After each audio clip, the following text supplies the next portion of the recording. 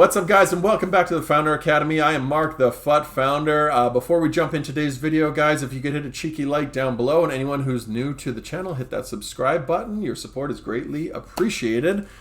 This is part 2 of our FUT Champs run. So we broke up our FUT Champs run into Saturday and Sunday for the most part, but this was the last game we played on Saturday.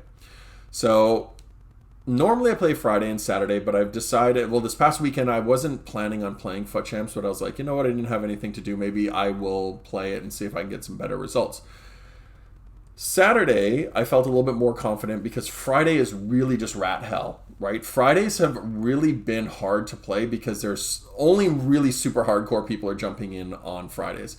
However, Saturday, we ended up starting off really good, but we finished really poorly because we were coming up against some good opponents, but at the same time our team was starting to fall through the floor.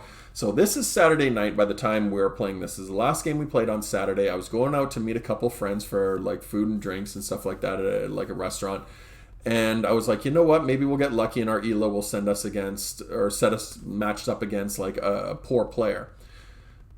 That was, I don't know if that was necessarily the case, but all I can tell you is the team was playing horrid. Now, with all due respect to Vampiro here, I hope this doesn't come across rude, but he was not a good player. He was probably one of the worst players we played in this entire weekend. Everything that he did was very predictable. Now, the way this game is played right now, the meta is what I call, it's called wing rats. So wing rats essentially push the ball out wide and just pound it down the wing until they eventually break through, get to the byline, and then sweat it across. So wing rats is a term that I'm going to trademark, not officially trademark, but like I'm going to trademark for this series. Wing rats are basically what the meta of this game is, and it's unfortunate because I don't necessarily think it's reflective of anything close to the real world of football. But if you guys can see what I'm playing against, I just couldn't stop this guy. Even though I know exactly where he's going, he was very predictable, easy to read, but my team was they were handicapped so bad from the last 2 losses that we had taken. They were swinging wildly all over the place. They weren't locking into anything. This guy had a field day, and it was easy for him. It was really easy for him, and I'm sorry, but it is just crazy what I'm seeing, right? That is a perfect example. He, like, Puskas is away, sent it into space. Instead, it lobs it too high. He has to jump, collect it. Now his players are back in position, and I'm trying to like cut back and play the ball wide. Instead, he takes heavy touches, and it's just easy. It's easy, guys. This guy was such a poor opponent. Like, it was so easy to read him, but I just couldn't stop it because my players were just all over the place. They're skating, they're sliding all over. They're not locking into challenges. That's a ball that I wanted wide to Messi. Instead, it plays it through to, I don't know who that was, Tanganga or Maitland-Niles or something, but like the passing, which you guys will see in a sec. Well, I'm going to show you what happens, right, when you take the team offline and how to really fix them. But essentially, what was going on was these guys were getting handicapped so badly that I couldn't stop anything this guy was doing. Like, look at what we're watching here. He literally ran towards the corner and then was going to stop in the corner and try to come all the way back. This is not a top 100 opponent that we're playing. But this is what is happening when you're coming up against a team that is like handicapping you. Like, you cannot stop it. You have to work really hard to keep the ball away from them. And the passes are under hit. They're missing simple chances. Like stuff like that. I want that ping, ping, ping inside, and I want the ball played back. Instead, he's under hitting, and next thing you know, your opponent's away. So he's coming through on a breakaway, right? Just runs past the keeper. I keeper charge. And my keeper just stops, and he's in no man's land. The guy didn't even do a skill move. He just ran. So I know this is really whiny, but like this is the type of stuff that is happening. So like the first 2 games were the epitome. They were the climax of my rage. I don't rage very often. I'm a pretty even keel guy, but like that Saturday night, I had to stop playing this because I was so frustrated with this. Like, I couldn't believe what I was seeing. It was so unplayable because the team was getting handicapped so bad. Their sliders were so far. They were so far in the mud that like simple passes against a really poor opponent. Like, that is a really good example of something that I would have normally played right away. I would have just put that through ball or put a simple pass right down the middle. I didn't want to do that. I froze this here because I want you guys to see what happens with Messi. Go back and watch that. I've got a player on the inside. I've got a really good angle to play him. When I hit pass, Messi shifts over to his left foot to make the pass with his left foot instead of playing it with his right. Because what it's doing is that, one, the animation will take a long time to go through. It'll bring the opponent's player into a better position. And now he's making the pass with the foot that's closest to the opponent, so the ball will turn over and he'll be away, right? Another play where the guy was really easy to read. I knew exactly where he was going, but my players wouldn't lock in. I'm having to pull them back into position. I pulled Dest over. He's in a really good position to try to stop that pass. He actually gets a foot on it, but the guy powers it through somehow, right? So even here, like, I am trying to make a really, really like aggressive change of the ball because the guy's like overloading one side, and I can't get the ball over to him. If you go back and watch that play, that right-footed shot by Messi, he actually was controlling a center back that was covering a guy in the middle.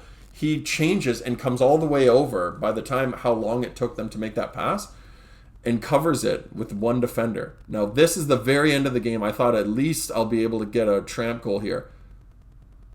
Not the case. So if you go back and watch that, what happened was when I stole that ball, like, first of all, the guy was so poor. He's literally trying to run it out. He can't even run it out properly. So I slide tackle him. Puskás has the ball. All I need is for Mbappe to come with me at the same pace. What Mbappe does, if you watch him, he kind of stutters. And what he's doing is when I go in with Puskás, he kind of backs up a little bit because what he's doing is he's letting the computer's AI defenders come closer to him. So by the time I make that pass to him, he's not at a good angle. He's under duress by the way the game is coded. When it has a player within certain feet, the sliders start to drop, right? So it basically reads it as like, okay, you're in this really good scoring position. So if the ball's played, you've got, let's say, a 90% chance of scoring because of where you are, the shot power, it takes all these factors into play. But when you have a defender who's close enough to you, it thinks that you're under duress, you're under pressure, so your shooting accuracy drops. So the coding of that player, because he's getting handicapped, is moving towards the defender while the defender's rushing in. I actually had three players in the way, three players that I could have played there, and his defense came back and put them under so much pressure just from the time it took me to get from the box to roughly about the 6th, the penalty spot, that it put all these players under pressure. And the way Mbappe moved, he moved closer to a defender so that by the time I played that ball into him, he was already like massively under pressure at a terrible angle, and then he's under hitting the shot because his shot power has fallen through the floor because of the handicap. So now I've got a shot that's really simple for his keeper to save instead of him stepping in and just blasting it. Right? So I know that's a lot to digest, but that's basically what's happening. So I was infuriated when that happened. I was just like, you know what? Shame on me for even going back into this, right? Like, I'm getting frustrated. I'm just trying to make like frustrated decisions by just trying to get these results out. But I really should have taken them offline at that point. This game was the first game I played on Sunday. The reason that I had not done anything with the team yet in terms of taking them offline was because I wanted to see if turning off the console and then coming on again on Sunday, if the team would kind of reset, so to say. Needless to say, I quickly realized that was not the case. This was another opponent who was not fantastic. His defending was not really on par. He was rushing in, he was jumping into challenges, he was all over the place. He wasn't necessarily a great player, as you guys can see here. Very simple stuff. I probably should have done better with that, but normally I'd expect Puskás to hammer that home. He's got one of the best shots in the entire game. But just watch my defenders, right? Like, that's a perfect example. Cafu's wild swing takes him out of the line out of the direct line, right? Whereas when I'm coming up against my opponent, the only time where his defenders are actually getting punished is when he's pulling them out manually. All my shots very central, right? Like, they can't pick corners; they're shooting them centrally, so the keeper will make those stops.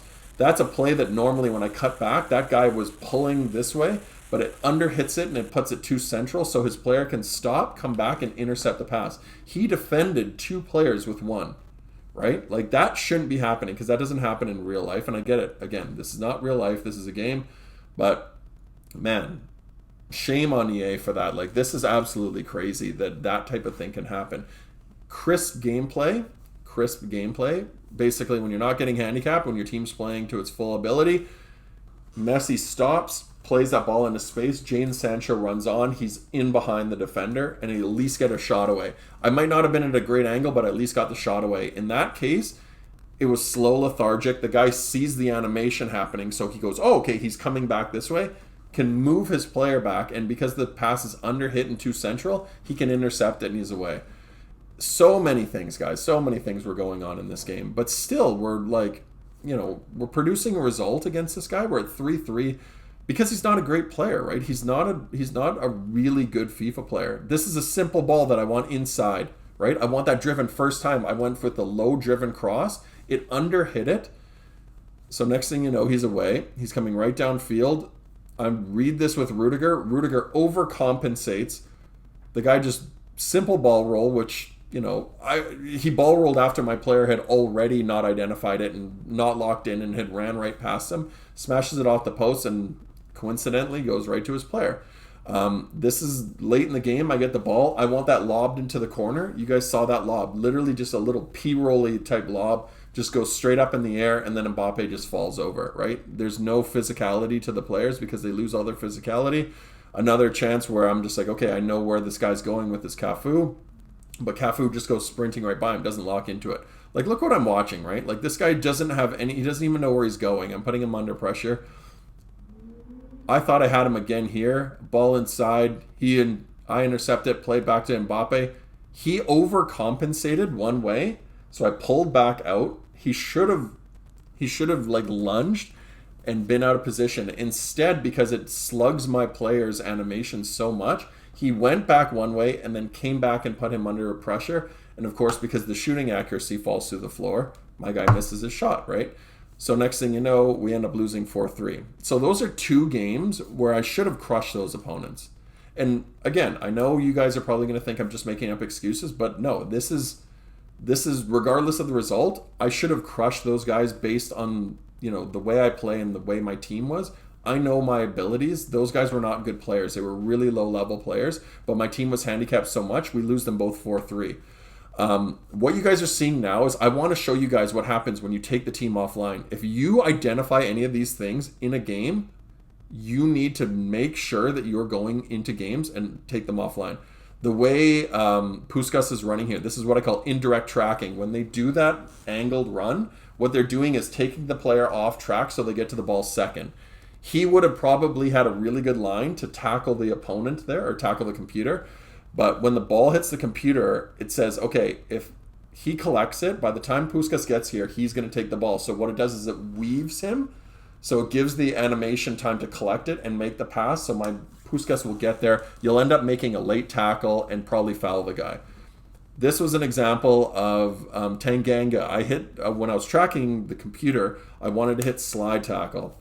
If you guys watch, he moves around and then slides. So I had preloaded a slide tackle. He should have come straight on. Instead, it moved my player to behind him, so he slide tackles him from behind, or tries to slide tackle him, but didn't even identify the slide tackle until it was too late and the computer's by. Then I wanted a really quick pass inside. The pass doesn't register inside. Instead, it just, after I had preloaded, it snaps all the way back to the center back. This is just a couple examples of players not locking in, right? So we'll go back and rewind that, right? So ball comes in. I read where it's going, heavy touch. I want that ball taken. Instead, he just flies past it. So that's the computer not locking into a tackle. When you're getting handicapped, they don't identify the ball. They go like this. They're basically going around the player. So it's almost like there's like a force field around the player and they can't identify and it doesn't lock in. This is a chance where I had with Messi. Shoot it. Of course, you hit the post. You go offside a lot more. Both of those things happen when you're getting handicapped. But I really want you to watch the top of the screen and watch Lothar Matthäus.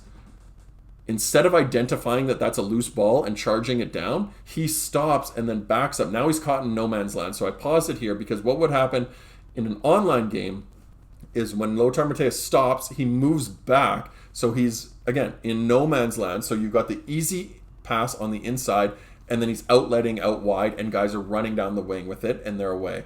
Another chance, not locking in, magnet ball, and then indirect tracking, which would cause a foul.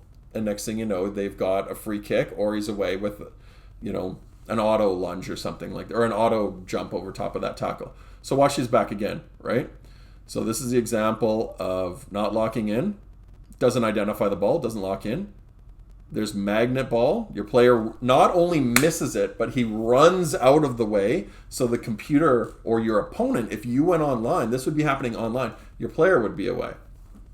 Here's an opportunity where I have with the ball with Messi, I want the ball played into space. As soon as I get that ball into a position, normally what would happen is the computer would identify you're in a position here, so all you have to do is play that ball into space with a through ball. But when I look onto Mbappe, when it identifies that I'm going to play that through ball, the animation for Mbappe, instead of running straight forward, he stops and curls. And the reason he curls is now it plays the ball in so the computer can get it. So if you guys notice, all my players are just a second behind. So it looks like you have a chance, but really you don't have a chance. You're just a second behind. So those are all offline examples, right? So the reason I brought that up is you need to go in and play the game until they're not doing those things, until they're making those crisp passes and they feel better. That stuff, if I would have went into an online game, that would be happening online.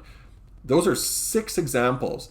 Every single one of those were chances that would have been squandered by my players because of the animations or the AI fucking you, essentially. And then next thing you know, the opponent gets the ball and he's away on attacks, right? So if you're in a 2-2 game and that type of thing happens, your opponent can win a game because of just the way the animation works. And next thing you know, they're getting a counterattack that should have come from you getting a chance, right? So just countless times where the game can really, really screw you over. So we ended up playing, I think, 5 or 6 games offline. So the team's still not playing good. My theory is that you should, every loss that you take should be about a game and a half offline. I know you can't play a half game, but let's say you take 2 losses, I would play 3 offline games, right? So that's basically the scale. I know you guys don't want to do it. I don't want to do it, but look, your team is going to be handicapped if you're going into a game after you've taken losses, and they're going to start doing those types of animations. All of those things are going to start happening, and next thing you know, you're taking losses to people that you shouldn't be losing to because your team is playing with a disadvantage, right? Even this game after I went in, they still weren't playing fantastic. Like, look at that. That's a simple tramp. What kind of pass do you make where you're going in this direction and the ball goes like this and it curves away from the player? How do you even make that pass? Right? The physics of that don't make any sense, but this guy was actually a player who was clearly he wasn't locking into things, so I was just doing really stupid things to, try to rush through this game. But my team was at least playing. Like, you can see, like, the crisp passes. He holds his run there. That's a simple tramp ball across, which was getting intercepted in the previous game. There was a couple examples in the previous couple games you guys saw where we had those tramps, but instead they're underhitting the passes. They're too close to the defender. Now that I've taken them offline, do you guys think it's a coincidence that I'm winning 3-0 and the guy rage quits? This guy was no different than the previous 2 opponents. But the previous 2 opponents, my players are going through all of these examples of crazy animations, and it's forcing the sliders to create a result that impacts your team and, essentially creates a result for your opponent, right?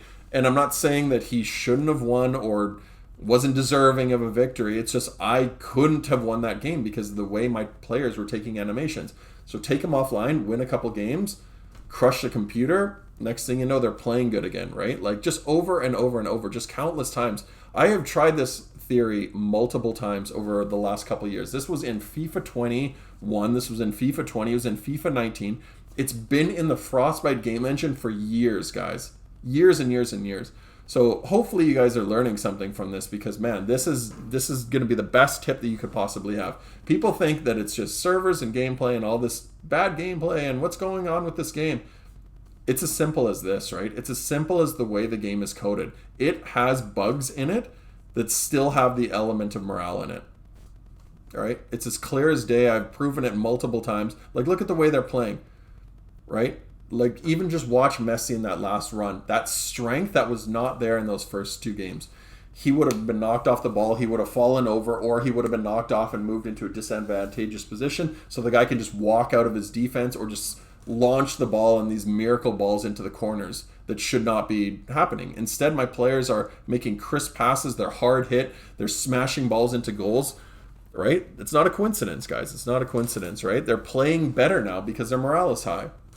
So right? The team's at a state now where they're at least playable. Now I can still lose to guys. I'm still going to take a couple losses in the future, but at least I know now what I need to do in order to get the team back playable and give myself a better opportunity. Like, I'm coming up against opponents that are probably getting the same thing. Their players are overcompensating certain ways, and I'm just taking advantage of it. So if it gives you a competitive advantage, hopefully that works out.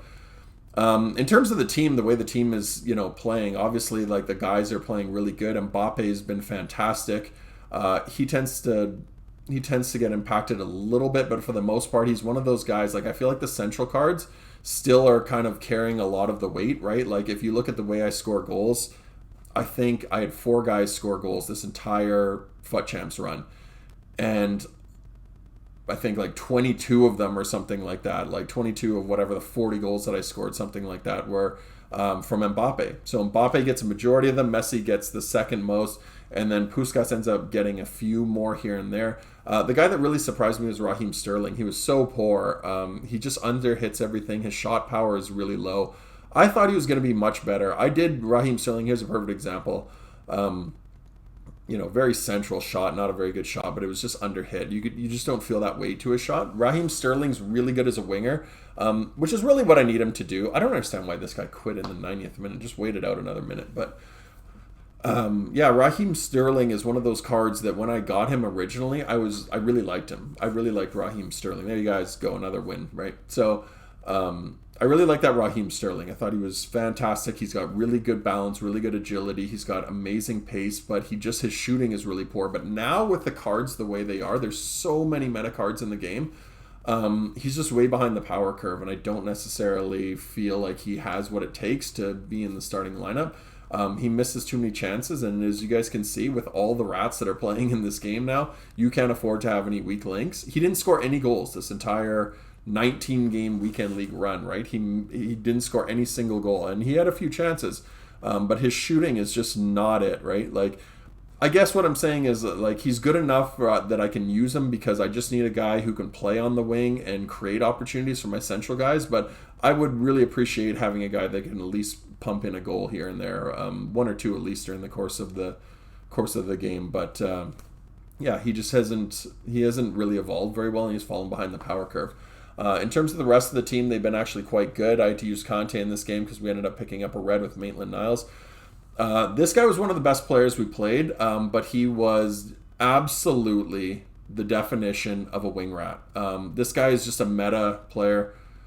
He was keeper movement. Everything was out wide. He would just pound down the wings over and over and over. I despise it. Like, no offense to this guy, but he was a really good player, and he was probably deserving of a win. But he was just a meta rat, right? Like you guys can see there, right? Just right down to the byline. He was doing this all game long, or he was cutting in and trying those finesse shots from like about 35 yards, like just abusing meta tactics. It's that type of stuff that I despise about playing FIFA, right? I hate those types of games. I hate playing against those types of players because they're boring, right? They just do the same thing. You can read him 9 times out of 10, but that 10th time that he finally breaks through with wing play, he'll just smash it across for a goal. Another example of Raheem Sterling just doesn't have the shot power. He's just not it, right? So I told you guys, how many times have I told you guys when there's that player who's sitting in the goal, he's going to end up intercepting, or he's going to end up stopping that shot. I thought we should have won it right there. Had a late chance with Mbappe. I don't know how he missed that. I was really upset with that. Another chance that I thought I'd won, but his Van der Sar, really good keeper, so it is what it is there. He tried to manually move the keeper here, get in the way, but Messi smashes it in, so we're up 2-1, and then he ends up scoring this. Nothing out of this, wasn't really worried about that. Really poor position, just hits shoot. It was a very central shot, and my keeper just short arms it. It was really weird. I don't know what happened there. I don't know why Mendy let that in, of all things, but like, look what you guys are seeing. Just he would do the same thing over and over, just down the wing. He actually probably should have scored here. He had a tramp on. He actually probably should have smashed it, but Mendy ends up making the save. And to be honest with you guys, not proud of this, but I just quit out of it. I hate that. I normally don't condone that 2-2, but you need to remember this is Sunday. I just needed a couple more wins. The way I was looking at it was like, you know what? I'm already stressed out from yesterday. I don't want to play this longer than I have to. I was just trying to get to the 11 wins. So I apologize for my to my, actually I don't even want to apologize to him because he's a rat, but you know what I mean? Like I apologize to you guys for having to see me do that. Normally I wouldn't do that, but I was like, I just don't want to go into shootouts. My rage got the best of me, my frustration with this game. I was like, I'm just going to go into a new game. I just didn't want to deal with what we were playing. It was starting to feel really lumbersome because we were heading late in the game and players were just missing chances. And I knew we were going to end up going to a shootout, and this guy was just pounding the ball down the wing, and something about it was just like, you know what, I don't want this guy to even get to win. So rat move on my part. Hands up, I'll take it. But that was, just something I didn't want to deal with him anymore. I didn't want to deal with the gameplay the way it was playing in that game. This is a perfect example of a guy that I felt his team was getting handicapped, so I just abused it. Right? I can look like a rat too. I don't necessarily want to play down the wings. I'm still trying to score nice goals here, but this guy's team was just, I knew that we were going to end up beating this guy. He ended up taking a little bit longer than I was hoping, but he was just running his players out of position. But as you guys can tell by some of the first 2 goals, his players are not locking in. He was surviving by the skin of his teeth, and we were just away on counterattacks, countless counterattacks over and over and over. Another chance that his defender has to intercept that ball, doesn't lock in, but this is the way the game is. This is the coding of the game, right? So normally I wanted to smash that ball right across because I saw Mbappe, there was nobody in between him and I, but I knew as soon as I hit that ball, the way this guy was playing in a 4-2-4, his players were so spammy, as soon as the ball got to Mbappe, somebody would have just came charging from behind. You just start to identify things that are going on in the game. So instead, I have to cut back, let all the players, because they're buzzing around like bees, just follow me, start to move towards me. You have to go running around wide and then play it into a player who's wide open and then just smash it into the net. And then late in the game, we ended up getting a 4th, and then the guy rage quits. But that just shows you the state of this game, right? It's in such an awful state that I don't want to have to do that, right? I wanted to be able to play that pass first time and score a nice goal. Instead, I have to do what everyone else is doing and let all the AI bring all the guys over because everybody's just abusing constant pressure and stuff like that, and these 4-2-4 tactics that your players are put under duress, so you have to run wide and get really high percentage shots. Then we come up against this guy, really weird team. You don't see Beckham too often. I don't even know if that was a prime Beckham or what it was, but you don't see David Beckham. He had a really interesting team, which was filled with guys that are kind of just below the meta, like Gold Ronaldo. You don't expect to see Gold Ronaldo in too many games, but this was the type of guy that I just knew we were going to get a result from. I can just tell you probably within about 90% accuracy whether we're going to beat someone or not, not only by the way they comprise their team, but just after the first 2 minutes. I can tell you by the way they play. I was actually playing after I edited my video yesterday. I had a bunch of those draft tokens, and draft is a really interesting one to me. I despise draft. I think it's just the worst game mode they've ever made. But one of the reasons that I hate draft is because I never win. And I don't consider myself to be the greatest. I thought I scored a really nice goal with Puskas there, but I don't consider myself to be the greatest FIFA player in the world. But I consider myself to be a good FIFA player, right? I know my abilities, and I don't even make it out of the first round of the draft, ever.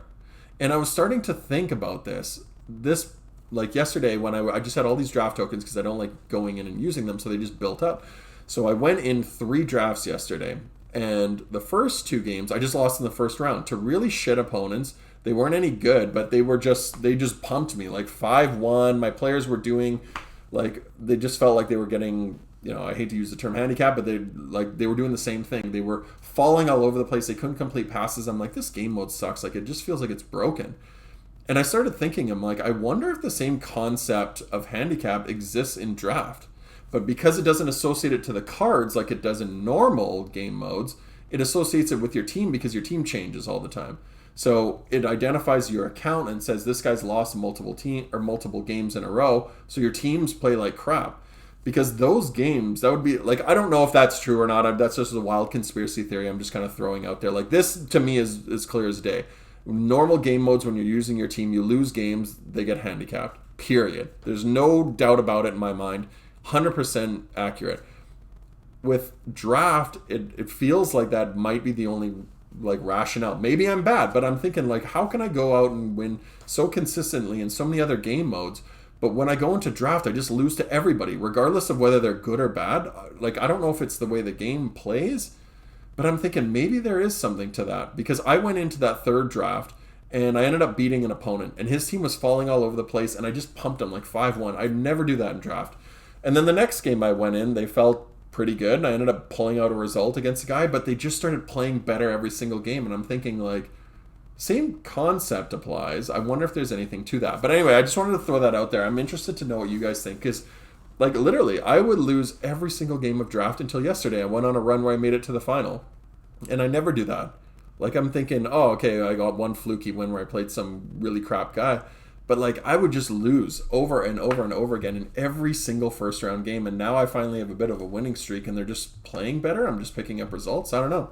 I mean, maybe it's just random. Maybe it's just accidental. But, you know, considering some of the crap that's going on with this game normally, like, I wouldn't put it past them to have something like that just sitting in the game code period, and it just is a result of losing and winning in Ultimate Team. Like, I think Ultimate Team is just an old game mode that's just they've recycled every year, and the only thing that they've changed is the amount of games, the reward types, but really the gameplay, the coding of the gameplay has not changed. So that's why I always have said that morale's still in it. I think it's just old coding in a really crappy game. As long as they have Frostbite as their engine, it's going to continue to be in there. So every year I watch for this, and every year that they just go, yeah, Frostbite's back for another year, I just go, oh, Handicap is back again. Because it's just old coding. It's just old coding. That's all it is. People can say whatever they want. Oh, EA's screwing me, but it's not EA. It's just like they're just bad. It's just bad coding, and it's not done properly. They're not looking into it. They don't touch that type of stuff because the way they view it is like, this thing's making more money. If we change the gameplay, it's not actually impacting people spending more money. The only thing that impacts more money is more promos, the cards that they release. They don't care about the gameplay itself because the gameplay doesn't directly make them money in their minds. It's really stupid and idiotic thought process, but that's really essentially the way they think. They just go, okay, well, what's going to drive more revenue this year? And, you know, it's the promos, it's the card packs, it's the pack types, it's that type of stuff. That's the revenue drivers.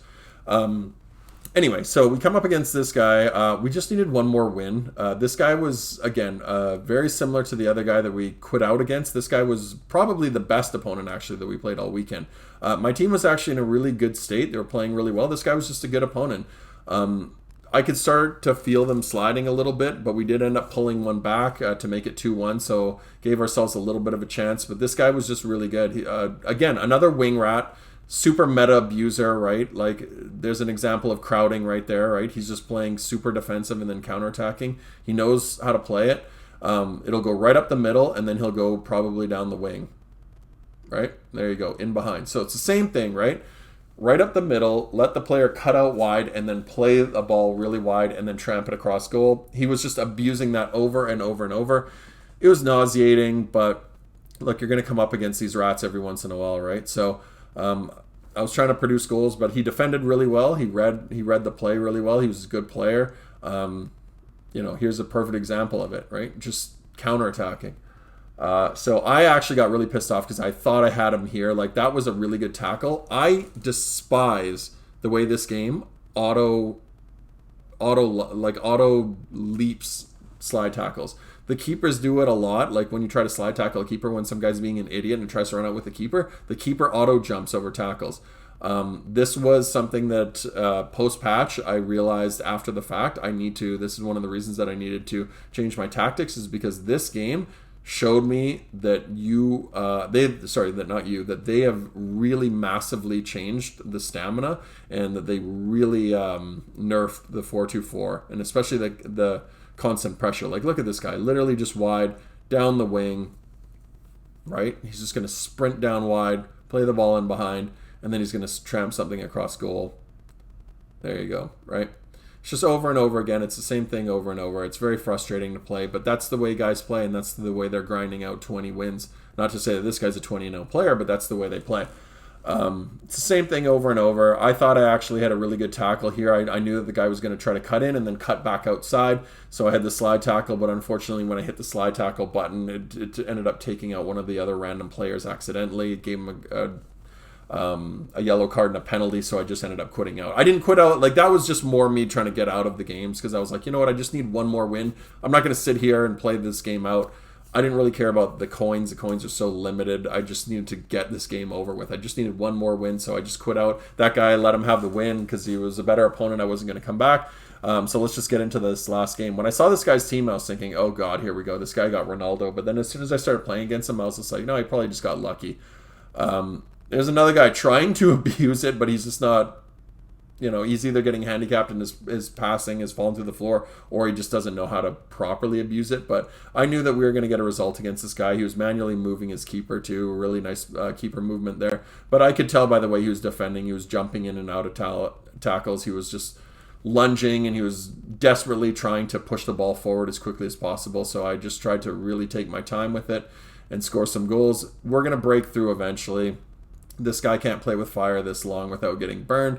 So here you go. We're downfield. Nice little ball inside to Messi. Opens up through the middle because the guy pulled out everyone from the middle. And then we just smash it into the net. We're up 1-0. Yeah. So once we scored that goal, I felt pretty comfortable. I knew this guy wasn't necessarily going to produce the best result. He was just, trying to get back in the game. But as soon as we got the second one, I think he ended up quitting out. And there you go. Lucia's army ends up quitting out at 2-0, and we finally get our 11th win. So it was just a long, grindy, tedious process, and it was just a not very fun experience. I've been trying to stay on top of the content, but the reality is, guys, EA were so far ahead of the power curve when it came to the content that now they're really nerfing it. So what I mean by that is the daily SBC is always for a rare mixed players or something where you'll get nothing. You'll get bronze cards and silver cards and crap like that. So there isn't really a whole lot to do in it. So I'm kind of struggling to figure out where we're going to take this game because I don't want to, or take this series because I don't know what to do with it, right? As you guys can see there, we played our 19 games, 26 goals from Mbappe, 16 from Messi, 5 from Puskas, 2 from Mateus, and we actually ended up getting decent rewards. I know these guys aren't worth a whole lot. Aubameyang's 30K, but 85 Bartra, 86 Koke, and 87 Aubameyang. It says more about the game to me than anything else that, those are the rewards you could possibly get, and I should be happy getting a 30K card. But it's a nice little trophy. It's not even the best Aubameyang we have in our club, but it's nice to know that I actually have a usable red for once. So it's going to be a card I'm just going to keep, not on the bench, but I'll keep it in the reserves, just a little trophy, because I've never had a red card that I can actually try out in a game. So I'm happy about that. And then this last clip here is just to show that we did this Victor Osimhen. Today's content that came out for the Player of the Month, which I always recommend doing, because he's going to give us fodder, and we're going to put him into an upcoming SVC, which you guys will see in a future episode. So that is going to be it for the end of this episode, guys. I appreciate you sticking with me to the very end. Until next time, guys, take care. Peace.